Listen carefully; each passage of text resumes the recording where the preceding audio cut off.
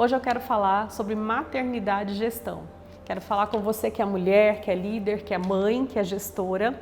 E eu quero dizer que você não precisa escolher entre ter uma família, sucesso na sua família, na sua casa e sucesso na sua profissão. Você pode ter os dois. E eu quero compartilhar com vocês 9 conselhos que eu gostaria de ter recebido lá atrás. Tenho 11 anos de casada, tenho um filho de 10 anos, o Samuel, tenho um filho de 2 anos, o Rafael. O primeiro conselho que eu gostaria de compartilhar com você é: não busque perfeição. O nosso melhor nem sempre vai ser perfeito aos nossos olhos e aos olhos dos outros, mas eu sei que existe uma cobrança interna muito grande e aí muitas vezes a gente busca a nossa maternidade ideal, a nossa gestão ideal, a nossa família ideal e a gente precisa se acolher. Então, Mulher Maravilha não existe. Eu estava construindo esse texto para compartilhar com vocês e eu me lembrei de não lembro agora quem disse isso, mas de uma história que dizia que milagre mesmo, acho que é de um filme, que fala que milagre mesmo é a mulher, né, a mãe solteira que acorda todos os dias, vai trabalhar, sustenta a sua família e ainda arruma tempo para levar o filho no futebol. Isso é um milagre do dia a dia. E no nosso dia a dia a gente vive muitos milagres. Você, mulher, né, vive muitos milagres, conciliando aí a tua gestão, a tua família. Para a gente olhar para os pequenos milagres do dia a dia. O que eu posso fazer de melhor hoje para minha família e para minha casa? Bom, conselho número 2, não crie monstros. Esse não crie monstros ficou muito forte para mim, eu recebi da pediatra do meu filho, da doutora Terezinha, é uma pediatra com muitos anos de experiência. E aí quando eu comecei, o Samuel começou a ir para a escola. O Samuel nasceu com um problema renal, ela é inclusive especialista em nefro, e eu ficava naquela situação: como é que eu vou botar o meu filho numa escolinha e aí será que meu filho tomou água? Será que cuidaram, né? E como é que eu vou fazer isso? Vou voltar a trabalhar? E ela disse para mim o seguinte: mãe, não crie monstros. Se você disser para o seu filho que ele é prejudicado porque a mãe dele trabalha o dia todo, é nisso que ele vai acreditar. Mas se você disser para o seu filho que ele é um privilegiado, porque ele tem um pai e uma mãe que trabalha para dar o melhor para ele, e ele tem uma família estruturada, e vocês têm esse tempo de qualidade com ele, é nisso que ele vai acreditar. Isso me marcou muito, então eu queria muito compartilhar isso com você.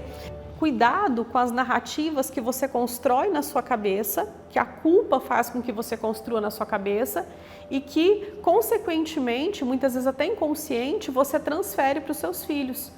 Qual a narrativa você está criando com os seus filhos? Como é que você evita tudo isso? Aí vem o terceiro conselho: seja realista com as atividades da sua casa, com as atividades do seu trabalho e com as atividades do seu filho. Você tem 24 horas no dia, você precisa descansar e você precisa fazer com que essas coisas aconteçam dentro desse tempo. Então, o equilíbrio entre o que eu preciso fazer e o tempo que eu tenho. E aí vem o quarto conselho: priorize o que é importante. Não dá para fazer tudo, mas eu posso fazer o que é realmente importante, o que é relevante. Muitas vezes a gente perde tanto tempo com a culpa, né? A síndrome da impostora, e aí isso vai dar um outro vídeo, mas eu quero falar contigo sobre isso porque são alguns ladrões do nosso tempo e da nossa produtividade. Culpa, síndrome da impostora. Se você vai para esse lugar, se tira de lá e pense nas pedras grandes. O que eu posso fazer? O que é importante? Priorize. E aqui a gente vai para o quinto conselho: seja o mais organizado possível. Então você precisa ter uma agenda de acompanhamento médico, né, pediatra dos seus filhos. Você precisa ter uma agenda da reunião escolar com seus filhos. Por exemplo, eu já olho todo o calendário anual da escola das crianças e eu já travo a minha agenda, porque eu quero estar presente no Dia das Mães, eu quero estar presente no Natal, eu tenho o calendário de provas do Samuel. É importante você pensar no teu ano, né? Depois trazer isso para o mensal, para o semanal e você organizar. Então, o que é importante para a minha família em termos de educação, lazer, né? Lazer é muito importante, conversas em família, né? Pelo menos um dia na semana ali, um jantar em família. E o que é importante no meu trabalho. E aí eu vou fazer essa conciliação. Então seja o mais organizado possível. Tenha uma rede de acolhimento. Peça ajuda. Não há nada de errado em pedir ajuda. Aí volta lá no primeiro conselho. Não existe Mulher Maravilha, né? Não busque perfeição. Você pode pedir ajuda e você pode se surpreender quando você pedir ajuda. Porque muitas vezes a gente veste a nossa capa, né, de Mulher Maravilha, de super-heroína, e a gente quer sair para salvar o mundo. E a gente acha que a gente não precisa de ajuda, e nós precisamos. Então, pense quem são as pessoas que podem te apoiar, de repente outras mães que têm uma realidade parecida, que pode ajudar você, né, ali no dia a dia, buscar os filhos, apoiar quando você precisar fazer uma viagem. Qual a rede de apoio você tem? Eu sei que, gente, tem mulheres com realidades diversas. Nós temos mães divorciadas, nós temos mães aí, né, que são casadas, que o esposo pode ajudar um pouco mais. Nós temos mulheres, inclusive, que cuidam dos próprios pais, além de cuidar dos filhos, cuidam dos pais. Nós temos realidades diversas, mas você pode contar com a ajuda de outras mulheres e outras pessoas em quem você pode confiar. Esse movimento de sororidade, essa palavra que está sendo utilizada de tantas formas, mas que nada mais é de que mulheres apoiando mulheres. Então, quem são as pessoas com quem você pode contar? Se inspire em casos reais, em mulheres que têm realidades parecidas com a sua.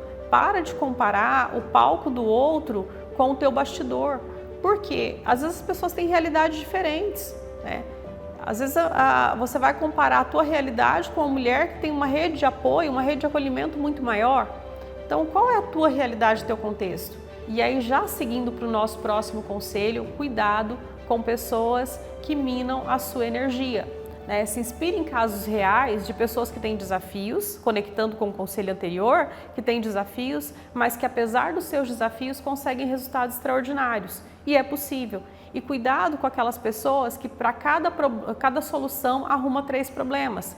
Porque também tem aquele que vai olhar para você e vai dizer: ah, mas você não vai conseguir. Ah, mas você tem 3 filhos, você precisa fazer isso e tal. Você não pode ser um gestor de agência. Como é que você vai fazer? Porque não é se eu posso fazer, é como posso fazer. A diferença entre uma pessoa que inspira e uma pessoa que mina é que um diz: mostra para você todos os problemas. O outro diz: ok, né? Nós queremos isso e para chegar lá nós temos esses desafios para vencer. Quais soluções a gente pode encontrar para isso? Boa parte do sucesso que eu construí na minha carreira, e eu posso dizer que eu tenho uma carreira de sucesso, é ter mentores. Eu sempre tive pessoas em quem eu admirava, me espelhava, né? Na época a gente não falava muito em mentoria, a gente não usava esse termo, mas eu aprendi lá em 2006, na minha CPA 10, que a gente tem que ter benchmark, né? Vocês devem ter ouvido isso também na certificação de vocês. E aí eu comecei a olhar quais eram as referências que eu queria. Quem eram essas pessoas que tinham resultados que eu gostaria de ter? E eu fiz dessas pessoas lá atrás, sem entender o que era mentoria, mentores. Eu parava para conversar, pedia tempo para essas pessoas para entender, compartilhar os meus desafios, entender com essas pessoas como eu poderia, né, que elas tinham de dica, entender, ouvir dessas pessoas as histórias delas, como elas conseguiram resultados extraordinários, crescimento na carreira, e isso é mentoria. E aí, por último, para fechar, sabe aquela dica, aquela conversa que todo mundo dá, que o que é do trabalho fica no trabalho? Gente, essa conversa de quem não tem filho, né? Quem tem família, quem tem filho, sabe que não é assim. Que é impossível separar família de trabalho e trabalho de família. O que eu gostaria de dizer para você é: cuide da sua saúde mental, para que você possa oferecer, né, o melhor para o seu trabalho e oferecer o melhor para os seus filhos. E para que você possa garantir esse equilíbrio. Porque todas essas dicas que eu trouxe não farão sentido se você não estiver bem. Então cuide de você e cuide da sua saúde mental.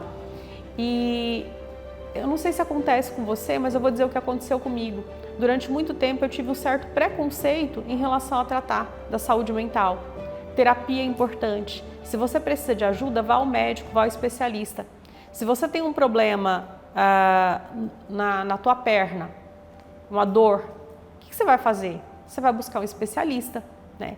E o que mudou o jogo para mim, eu vou dizer para vocês algo que uma médica me disse, foi o seguinte: Kelly, se você tivesse diabetes e você precisasse se cuidar, e você ainda precisasse tomar uma medicação para o resto da sua vida, porque senão você não viveria, você não faria isso? Faria, claro que eu faria. Eu quero criar meus filhos, né? Eu tenho sonhos, eu tenho muitas coisas que eu quero desenvolver ainda. E por que quando se trata da nossa saúde mental, a gente não quer tratar, a gente acha que a gente precisa dar conta sozinho. Espero ter contribuído com vocês com esses conselhos. Espero que vocês construam carreiras extraordinárias, mas especialmente que vocês tenham muito sucesso na família de vocês, que é o principal legado. Se você gostou desses conselhos, continua aqui comigo, aguarda o próximo vídeo. Eu gostaria muito que você compartilhasse a tua experiência aqui, porque mulheres ajudando mulheres, eu tenho certeza que com a tua experiência a gente vai conseguir contribuir com outras mulheres, mas coloca aqui também as suas dúvidas, as suas dores e aquilo que a gente pode continuar produzindo conteúdo para acompanhar vocês. Te espero no próximo vídeo.